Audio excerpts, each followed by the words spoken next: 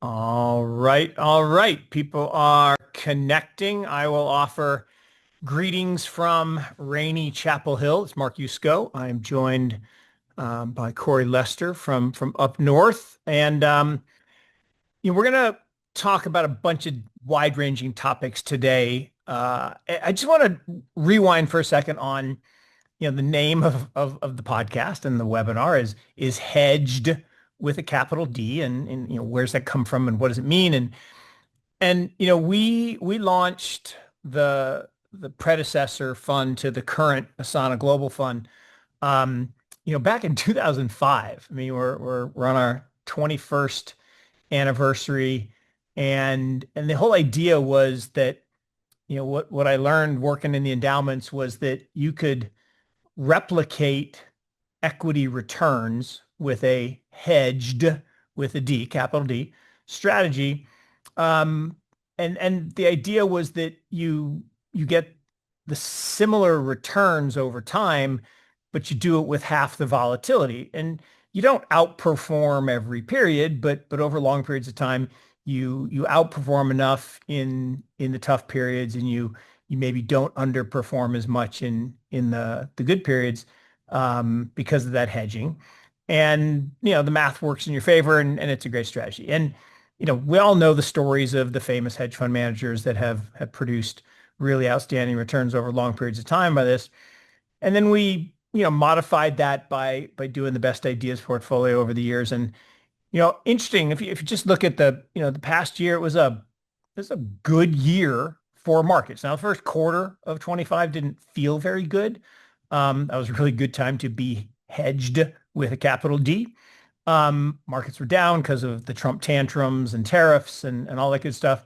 But the last 8 months of the year were basically straight up. January is continuing to be up.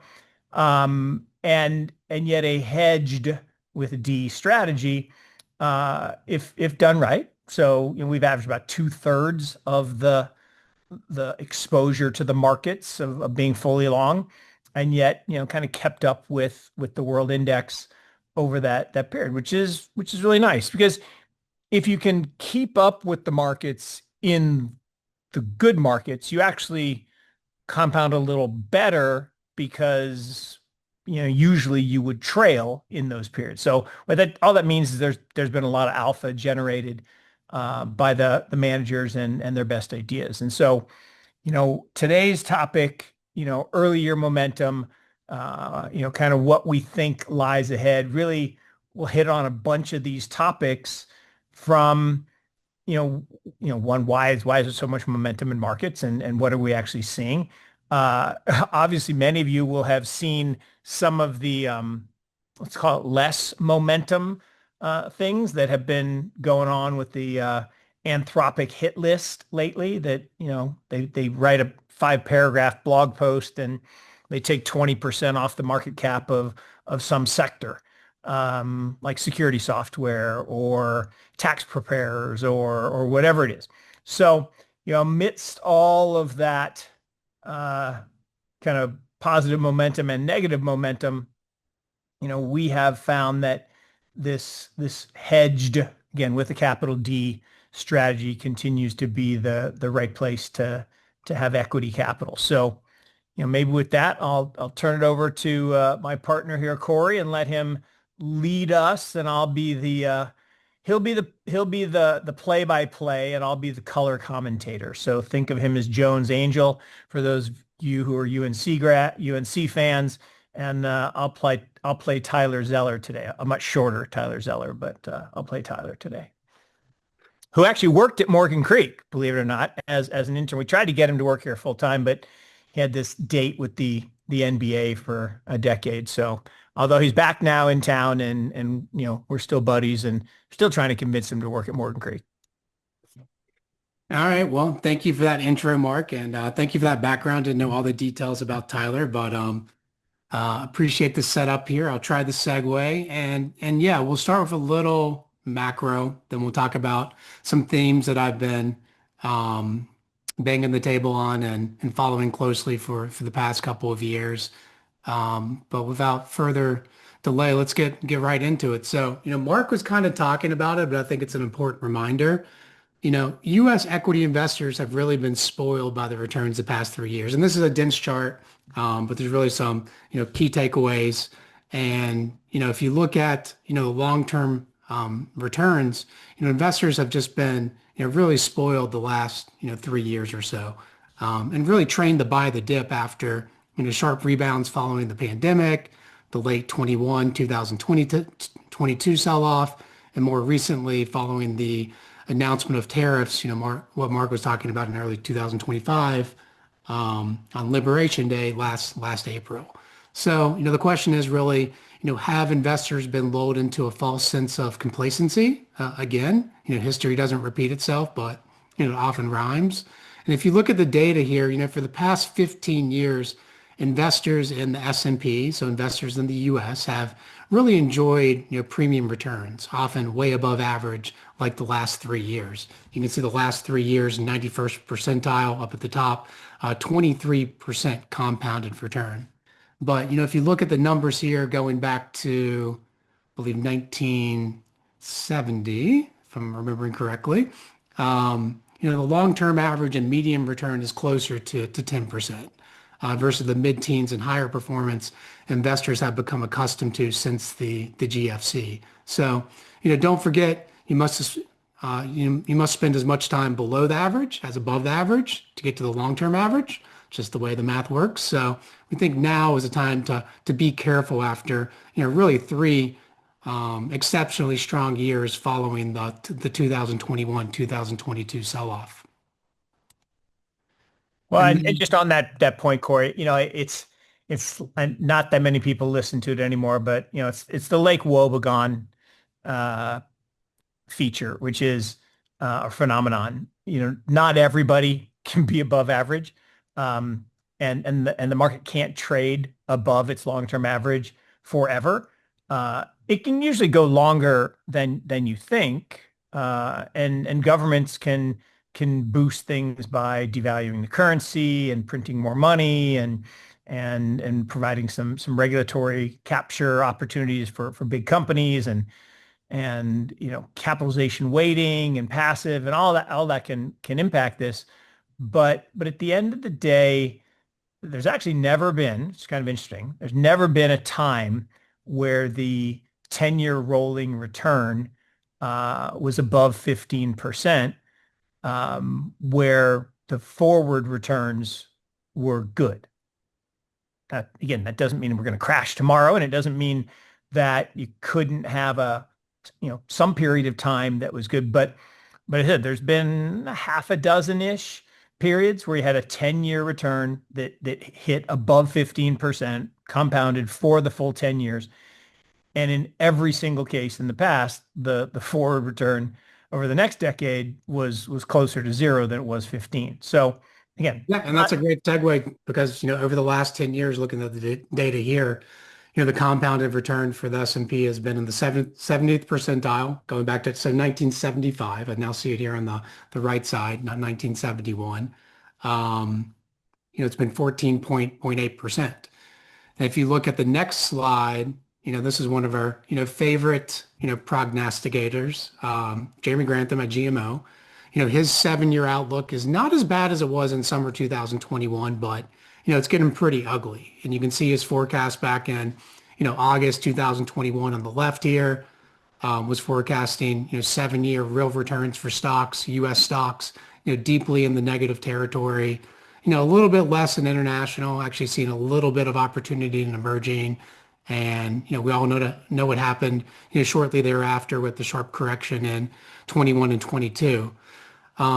Since then, clearly rebounded. And, if you look at his updated forecast as of January, it's not as bad, but, again, seeing sharply negative returns in U.S. and small cap stocks, seeing some opportunity in value and seeing much more opportunity, which we'll talk about later, which is actually kind of playing out in price action thus far in 26 in, places like Japan and also within the emerging market complex. So, Jeremy can be really, really wrong in the short term, but he's usually really, really right in the long term. So, definitely, worth paying attention to. But if you look at the current snapshot, earnings and revenue growth are still strong. So Hey, we're Corey, most, you just prompted something, and people have heard me tell the story again, but maybe not everybody on the call has heard it. But, I put up, and Jeremy back in 2000 when I was at North Carolina, um, had 10-year forecasts, and it his 10-year forecast looked very, very similar to this, with the one difference, in that more like the left than the right. Emerging markets was forecast to return about 10%, going forward for a decade, and REITs were forecast to return about 8 or 9% for a decade. But U.S. stocks were forecasted to produce, only about minus 3.9%. And my chairman, of the board, so this was February of 2000, said, Mark, you are not allowed to use the letters G, M, or O in a sentence ever again. This guy is always wrong. There's no way you could have a 10-year period with a negative return for stocks. So for the next 10 years, 2010, Jeremy was wrong. No, I'm sorry. Jeremy said it was going to be minus 1.9. It wasn't minus 1.9. It was actually minus 3.6. So, you can have a 10-year period with a negative return. Again, I'm not forecasting that. Jeremy is, but I'm not per se. But it can, and it did happen. There is a method to the madness of making these types of forecasts. They're just math. And, Howard Marks, another legendary investor who's been a mentor and inspiration my whole career, says best, says, it's indistinguishable from being early and being wrong. Well, yeah, it's true, right? I mean, it's absolutely true. So you can be ahead of your time and feel really wrong for a period of time, but in the end, these math things do work. yeah, no, that's great backdrop and context, and pretty sobering just given the markets we're in now. Um, but if you do look at a snapshot of things currently, in the U.S., earnings and revenue are still strong. So we're almost through fourth quarter reporting season. This was from a few days ago, so slightly more than 423 of the 500 companies in the S&P have now reported. Let me get this going. And you can see that on the top line, results have beat to the upside. So 8.8% growth versus 7.3% expected coming into the year. And earnings have really beat to the upside. 13.9% reported earnings growth versus 8.9% back in January. And if you look at the forecasters, you can see that that top line growth is expected to continue. Looking at this chart here, it's expected to moderate a little bit, but still, grow mid to high single digits. And then if you look at, the earnings forecasts, so the red line is 2025, that's done with now. 2026, expecting, low teens earnings growth, and then, further, high growth going into 2027. So as of now, it looks like this isn't talking about valuations, but just talking about the fundamentals. Top line growth and earnings growth is expected to still be strong.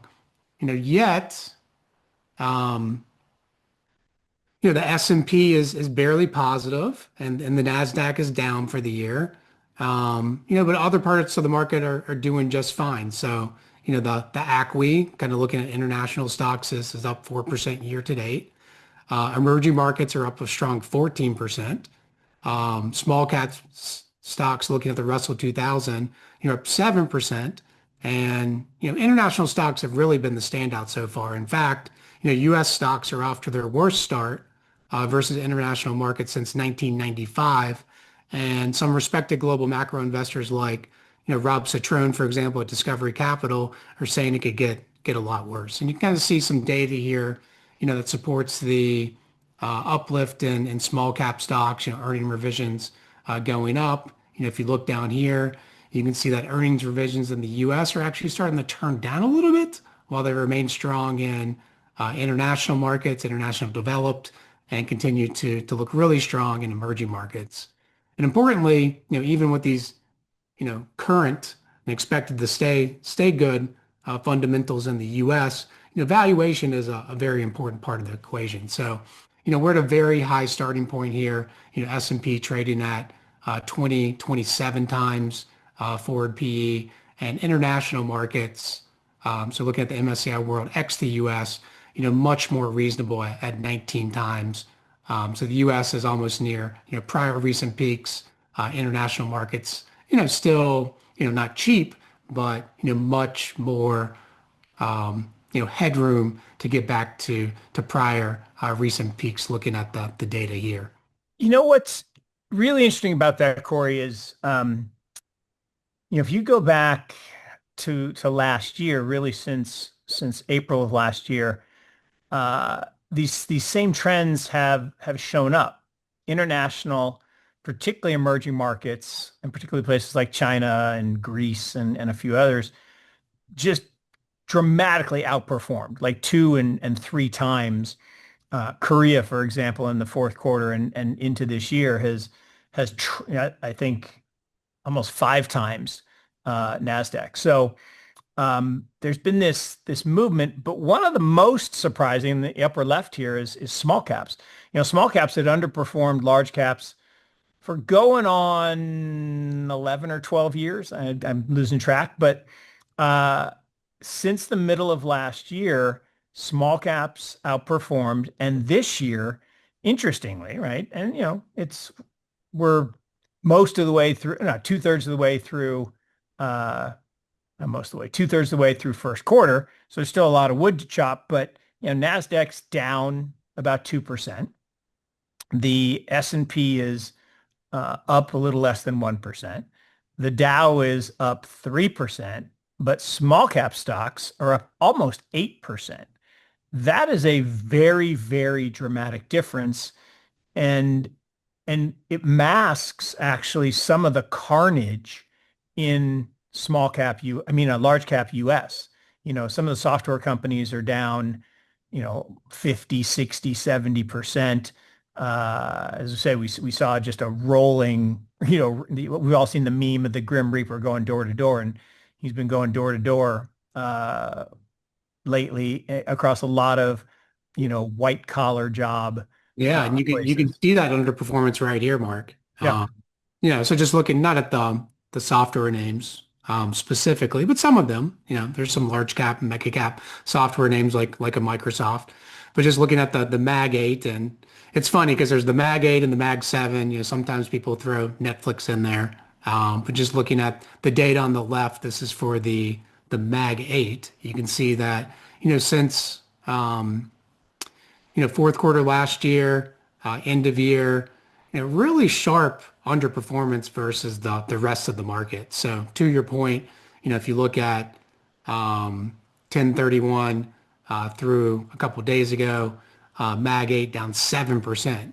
And if you look at the individual names, Google down 2, Amazon down 11, Apple basically flat, Meta down 1. I mean, Microsoft, the big underperformer, down 17%. Netflix down 9. Nvidia, after weakness today, essentially flat. Tesla, and again, this is, sorry, year-to-date performance, but paints the same picture. Tesla down 10%. So really, really sharp underperformance from the mega caps versus everything else. Looking at these bar charts here over the last couple of months, and some of it's maybe justified, some of it's maybe profit taking. If you look at the revenue expectations for the now Mag 7, so take Netflix out of the mix versus the remaining 493 stocks in the S&P 500. Fourth quarter's finishing up here. Still really strong top line growth, or sorry, this EPS growth, 31%, the rest at 12%. But it's expected to moderate, after the first quarter, go from the 30s down to the 20% range, while the rest of the market is expected to increase from the mid-teens closer to the 20% range. So I think some of that forward expectation is, being baked into the market right now in terms of this price action here the last few months. And then, are these the most important charts for the markets right now? I kind of think so. So, if you look at the chart in the upper left, I'm sure you've seen many renditions of it, but the hyperscaler CapEx has just, increased massively, from a couple $100 billion, which is still a big number, a few years ago to, 412 billion last year, to expect an expected 660 billion this year, increasing another expected 20% next year to 792 billion. And if you look at, this chart here, the preponderance of Mag 7 CapEx, is now, close to 35%, right at 35% of overall S&P 500, CapEx. So, if you recall, kind of post GFC, companies were really rewarded for returning cash to the shareholders. You can see the number of buybacks increasing, pretty stable dividends, a pretty low growth in CapEx. But that's really all changed in the last couple of years. And the more these companies have spent until recently, the more their share prices have been rewarded. And now the market's really starting to scrutinize this CapEx, demanding ROI. And we'll talk a little bit more about that later. But you can see that's starting to not be as well received in the marketplace. So this is definitely an important metric to pay attention to. This is really driving a lot of GDP growth in the U.S. and the numbers as of now are just getting bigger and bigger. Well, and let's go back to math, right? Companies are pretty simple things, right? They generate revenue, they have expenses they have to pay. If they can't pay their expenses out of their revenue, they can issue debt and borrow money, and that's what these companies have resorted to. And in some cases, unfortunately, the cupboard was bare on their ability to generate good revenue. And so the market suddenly said, whoa, whoa, whoa, I've seen this movie before, right? Credit default swaps start to blow out. People get nervous about whether the company can pay back the debt. And the worst offender is this company, Oracle, which everybody knows. And, last year they went up 25% in a day. I think Larry Ellison in a day made some crazy number. I can't remember what it was, $100 billion or something. And it was based on the fact that OpenAI and Oracle had signed a deal. Now, they didn't actually exchange any money, but they signed a deal that said, they would work together and one would, buy a bunch of services from the other. So Oracle stock went up a lot. Well, as the only way they could build the capacity that OpenAI was supposedly going to use was they had to borrow money. Well, the problem was they were already at a 500% debt to equity ratio, which is really, really high. I mean, just off the charts high. And credit default swaps started to blow out, and stock has just been in complete free fall. It's now lower than where it was the day before it went up 25%, and seemingly goes down just about every day. And it has that vibe of AIG.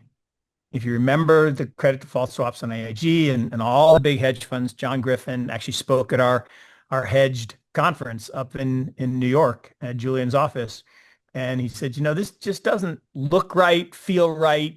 And I'm very, very long AIG credit default swaps. Now, I'm not saying we're long Oracle credit default swaps, but my point there is that if you look at the upper right-hand chart, those numbers all have to foot, right? You can't do everything. You can't pay dividends and do buybacks and do CapEx. So when buybacks go up, you can control earnings per share.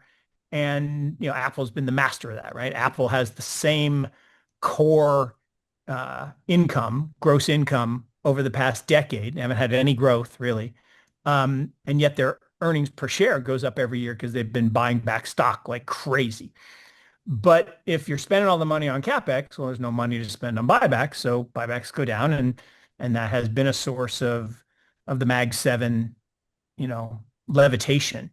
So there's a bunch of things going on, and I want to just give you a sense of just how punishing the market is being when it decides the cupboard is bare, right? If the market decides that something's going to happen to your cash flow, and they will punish you. I'll give you some examples. So, I just said Oracle's down a lot, but just this year, right? So we're not talking a lot of time. We're talking 9 weeks. Just this year, Intuit is down 47%, 42%. Sorry. Gartner down 40, Workday down 38, AppLovin down 37, GoDaddy down 36, ServiceNow down 31, Robinhood down 31, Accenture down 28, IQVIA down 28, Salesforce down 28, Ares Capital down 28. So those are big moves. And what they're saying is, AI is coming for their cash flows. Well, how is AI coming for their cash flows? Whether, designing models that can replace their thing. But one comment here from the peanut gallery, and I'm stealing this from somebody. I wish I could give them credit, but CRM companies like Salesforce are down a lot, and ServiceNow. But here's the thing: yes, an LLM, because it violated copyright and trademark, and Anthropic's being sued. They had to pay $1.5 billion fine because they violated copyright on 8 books. It's documented, real jury verdict or judge verdict maybe. That's just on 8 books. They trained on a lot of stuff that they probably weren't supposed to. So maybe there's more there. But yes, you can ask Claude to write you a CRM program, and it will do it. Again, violating copyright and trademark and a bunch of other things, but it'll do it. Well, somebody said, and I wish I could remember who it was, said, I doubt many corporations are going to ditch Salesforce for some, CRM vibe coded by a 13-year-old in China. It doesn't matter if they're in China or in Chapel Hill, North Carolina. I just don't think it's going to happen. But we'll see. But there could be some babies in the bathwater in the software space. Okay. So Mark, come off his soapbox for a second. We'll definitely return to topics like that later in the presentation as well. But yeah, the market's getting a lot more surgical here, starting to differentiate between the Oracles and the Googles and the Metas of the world. And I think that's healthy and natural. And after the one-way street that AI has been the last couple of years, you got to choose your spots a lot more selectively and carefully now. But yeah, I mean, this is an interesting chart. I think it's very thought-provoking, and you can look at it kind of 2 different ways. One very bullish, being like, oh, the Nasdaq is finally about to break through the ceiling. After 20, 25 plus years, and will continue to trend higher. Or you can look at it very bearishly, saying, wow, we're at this ceiling that's never been breached. Last time we were here, in Feb 21, we all know what happened, after that. So, interpret it how you will. I just think it's, very thought-provoking, and, definitely a ratio to follow pretty closely here over 26. And then, we talked a lot about Mag 7, AI, CapEx, valuations. But another big factor that's obviously top of mind is the midterm elections. And here's some good data from Strategas. I think, Dan Clifton there does incredible work. And this, could be an even bigger factor, driving markets. So, as of now, markets kind of tracking the typical, trend during the 4-year cycle. Year 2 tends to be weak. See that in the chart here, and also in the chart below. And the weakness is really punctuated in the second quarter, which we're only a month away from at this point. So So expect there to be, volatility going into November. But importantly, and this could be a buying opportunity, with any substantial weakness, the market has never been, this is a dangerous statement, but the market has never been, negative in the 12 months looking at the S&P, post the midterm elections going back a long time to 1942. So, don't want to time things too much. That's dangerous, but, it could be some serious volatility, weakness in markets that may be presenting itself now, going into November. And we showed this last time and kind of asked, will there be a second wave of inflation? Last time we did this was back in November. Inflation is certainly on Mr. Market's mind. Lots of the Trump administration's policies objectively, are inflationary. Tariffs, crackdown on immigration, tax cuts, et cetera. And, if you look at past cycles, there's usually a resurgence in inflation, a second wave, which we'll see if it transpires or not. But if you look at, some of the forward indicators, they're perhaps pointing to yes. So if you look at PPI, tends to be a leading indicator. If you look at what companies are saying, prices are going up.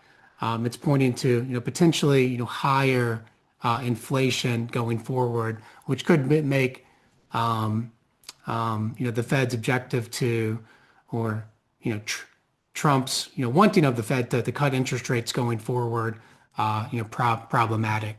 So definitely something, also worth, watching closely, going forward. And, maybe that's why, the curve is starting to flatten a little bit here. I mean, everybody's expecting the curve to steepen, but we've actually seen some flattening in the curve, here recently.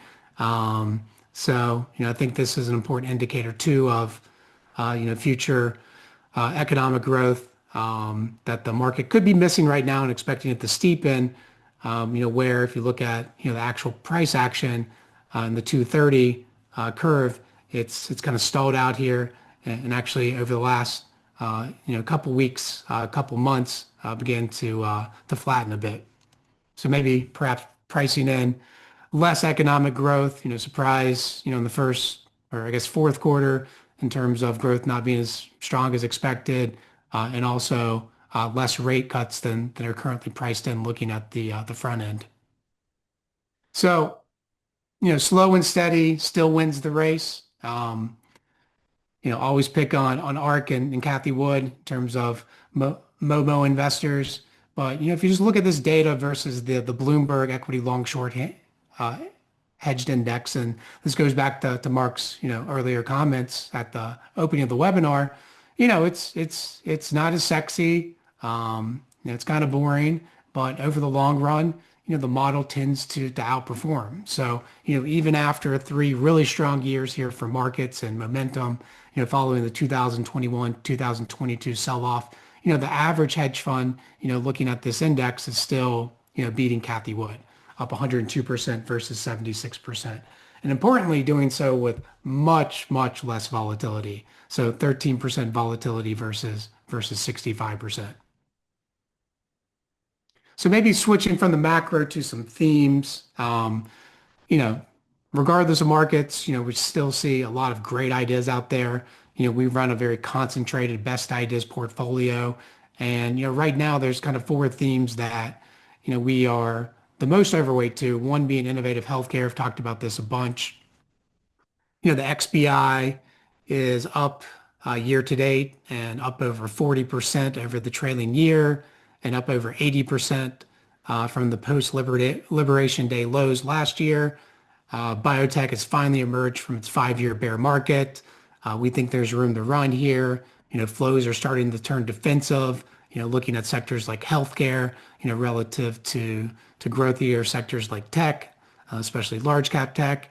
And, we think this is a good place to hide out, if there truly is going to be a lot of volatility, going into the midterm elections and beyond. So still very excited about this one. Chinese recovery plays. If you just look at the stock market, China's winning the trade war. So, since Jan 2025, the HSI in Hong Kong is up 33% versus 17% for the S&P, so about 2x higher. The HSI is now up over 80% from its late 2022 lows. But like healthcare, like biotech, still see room to run here, despite the recent run. Looking at mainland China stocks specifically, they're all still trading below.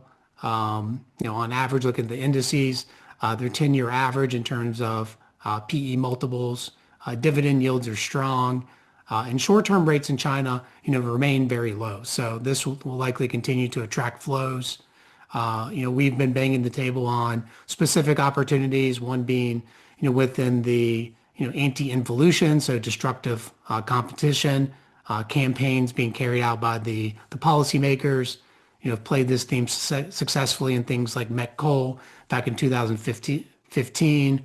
I've seen similar success in, parts of the Chinese market in aluminum and polysilicon here more recently.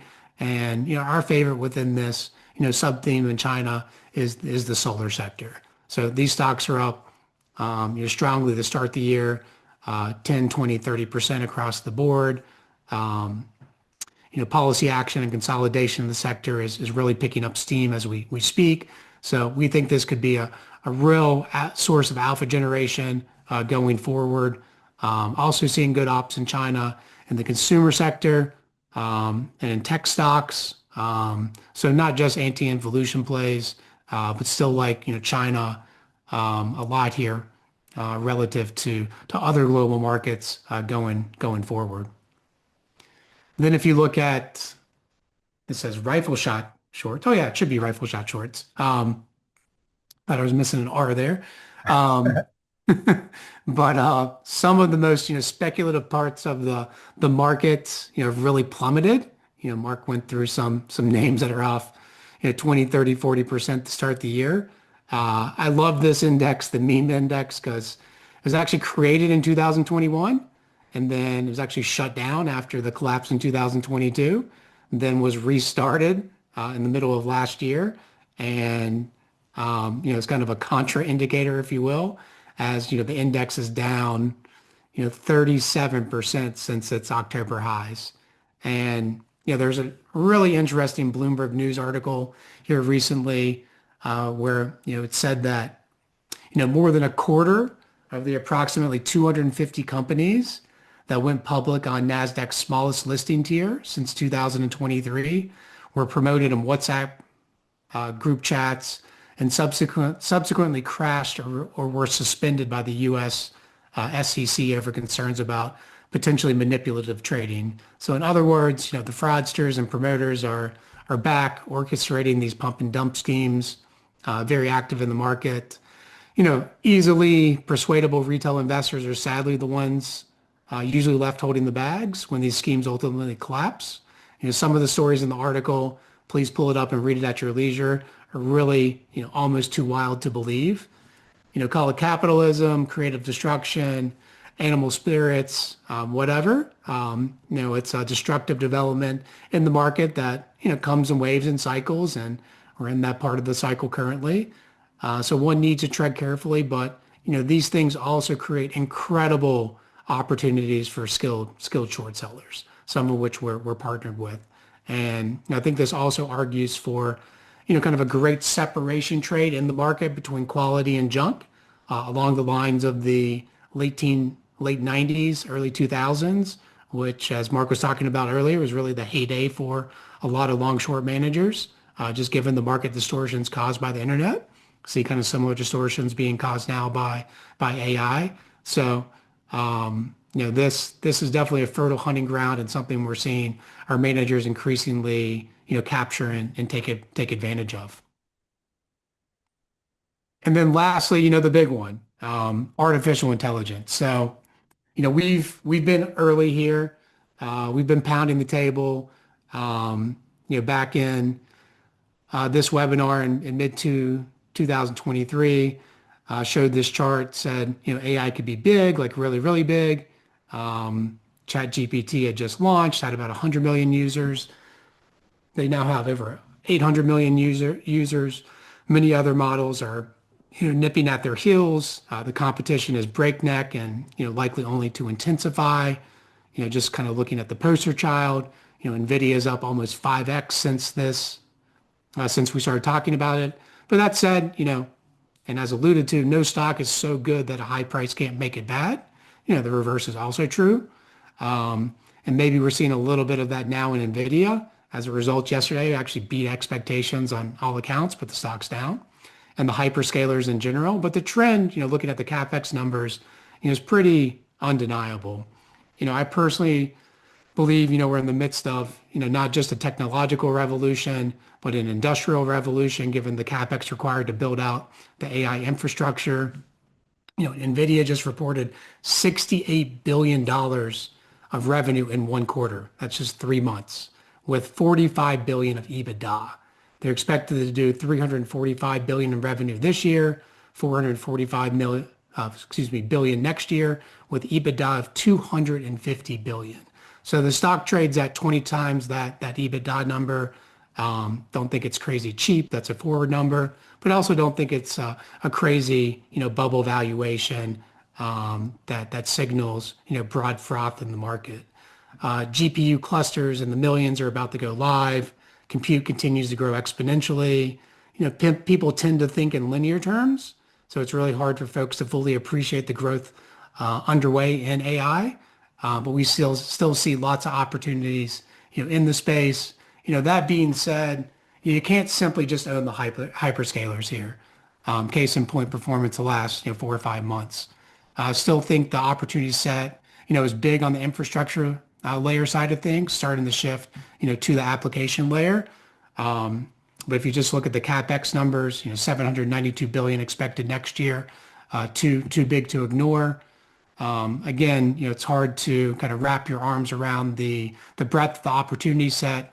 A couple just pie in the sky things I think about that I think help frame things. If you look at, global GDP, it's about 110 trillion now.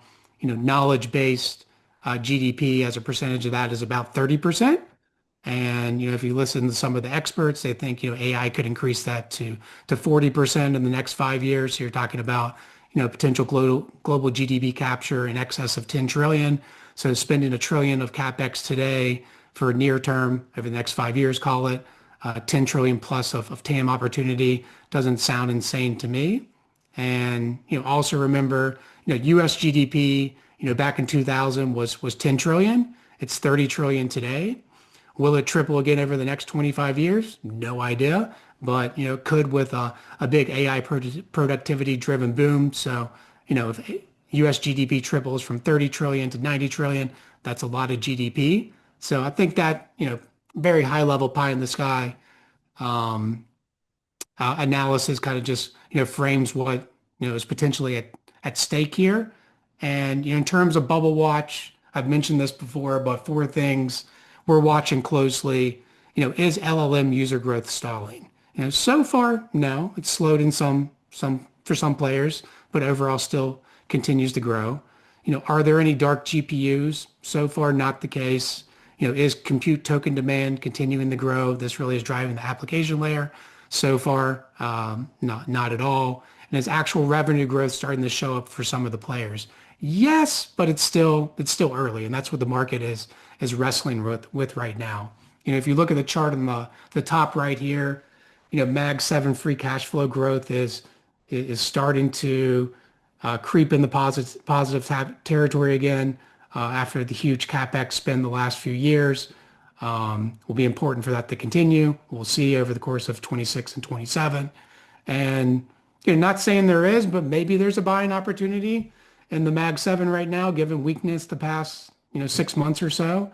As if you look at the next 12-month P relative to the S&P overall, it's trading near the lowest levels of the last 6 years. So, not a screaming buy, but, probably looking a little bit, more interesting by the day here as that space underperforms. So to sum it all up, and I'll let Mark jump in here, my high conviction view on all this is that, AI roadkill will be the Amazon roadkill theme for those hedge funds seeing the ball clearly in AI over the next decade.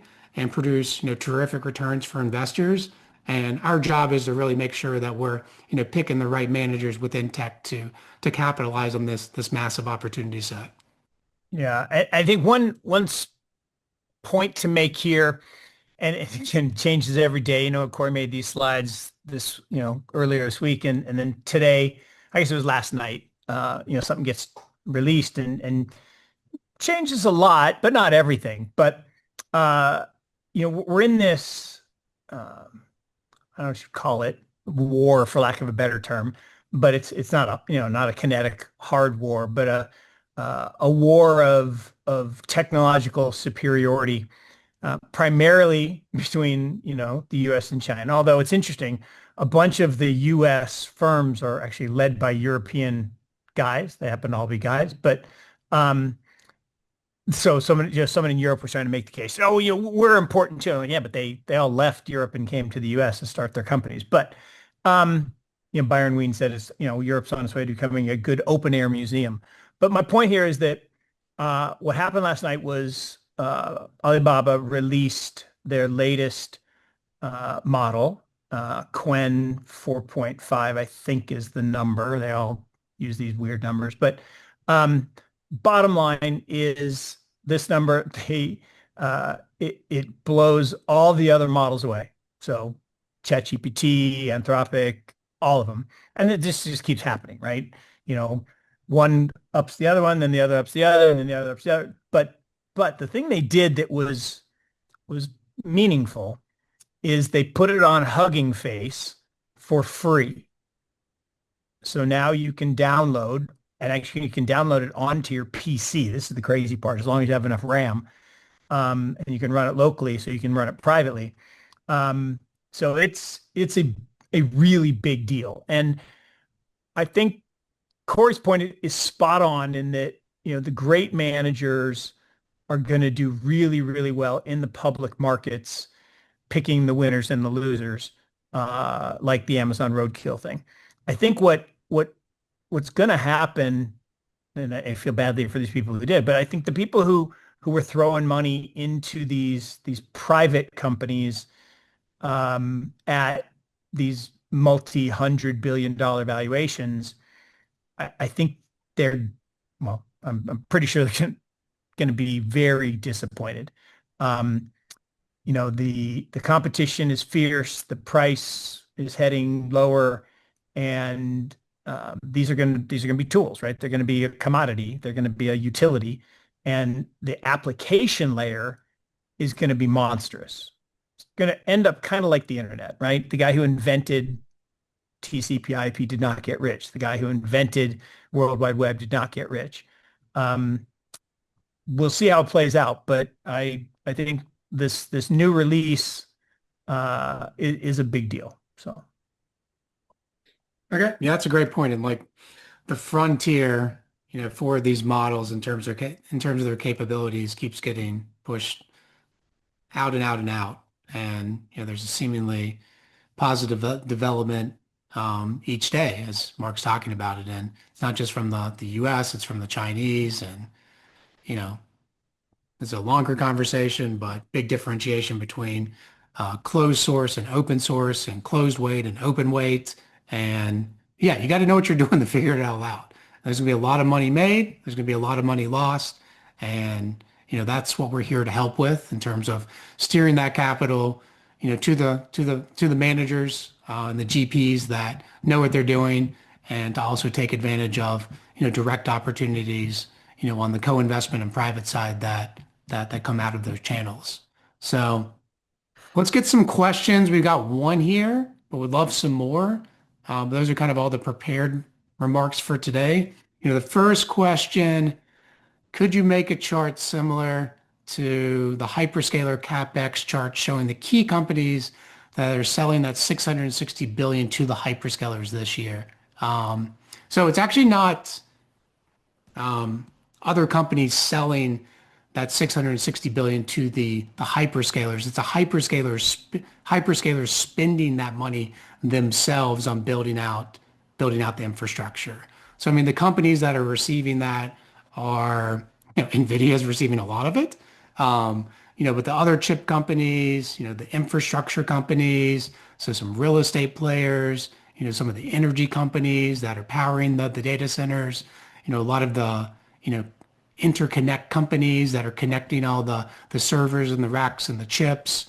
Um, a lot of them are public, some are private, but it's the other way around in terms of where that money is flowing. So that's the only question we have so far. Don't be shy. Not sure, Mark, if you have any general questions. But if not, we can No, wrap look, it. I think the general question, right, and it's the 64 billion, trillion, whatever you want to say, quadrillion dollar question is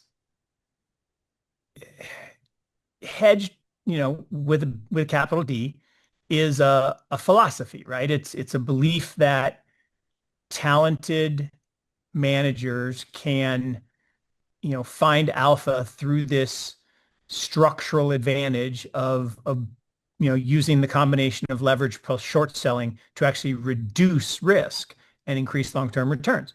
And we had, as you mentioned, and I mentioned, we had the heyday in the late 90s into the actually that's not true.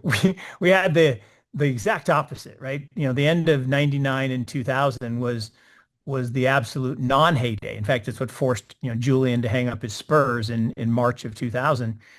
But then the heyday was kind of from 2000 to 2002. And then there was another heyday around the global financial crisis.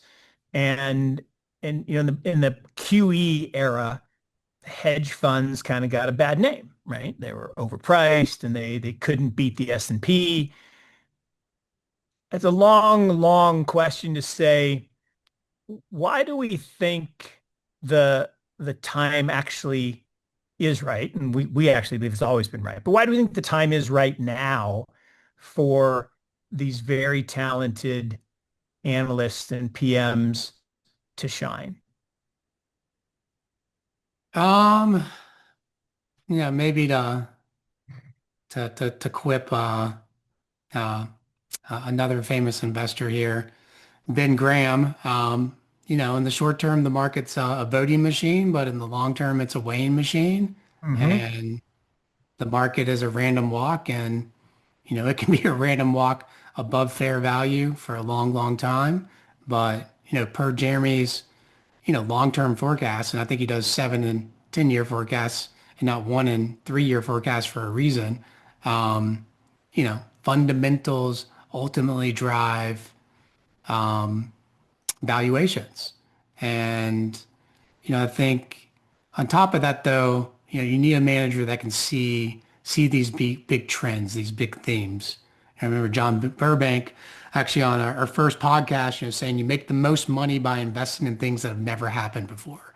So, you know, to really outperform, to generate the hedge fund returns that we all want, the 20% net, which was kind of the industry standard when, this business, really started to before it really started to institutionalize. You not only need to be a good stock picker, you need to be a good identifier of themes. And there's some huge themes in the market right now. I think there's some huge stock picking opportunities. And yeah, I think over time, the market, is a weighing machine, and it's been a voting machine here for a while, looking at things like, the meme, index being created, not once, but twice. But over time, the weight of cash flows and fundamentals ultimately drives the day. It's so well said, Corey, and we didn't rehearse this actually, but you quoting, John, who, we loved for many years and had capital with, and he's kind of gone into retirement and raising his young family. And but that quote, you do the best when you invest in things that have never happened before, also applies to the thing I'll leave listeners with, which is, why now when everyone says, well, AI tools are just going to dominate asset management and everything's just going to be an agentic AI that can work 24/7, 365. And for for arbitrage strategies and for commodity trading advisor strategies and for things where pattern recognition and speed of execution, like literally what Ken Griffin does, moving his servers closer to the stock exchange so he can trade within, 5 nanoseconds instead of 7 nanoseconds. I agree.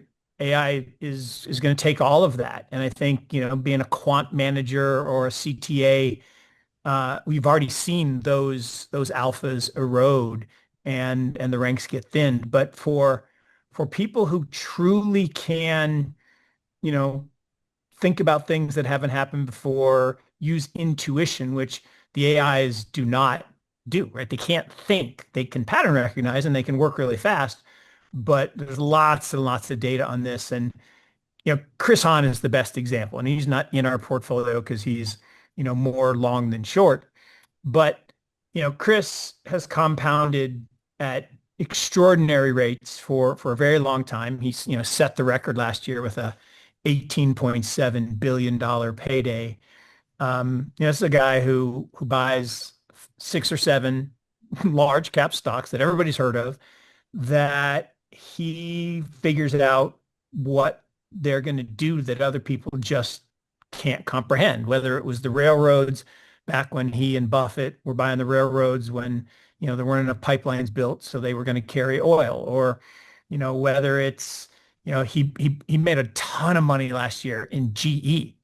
Remember GE, that was the darling for 30 years and then was the pariah for 15 years.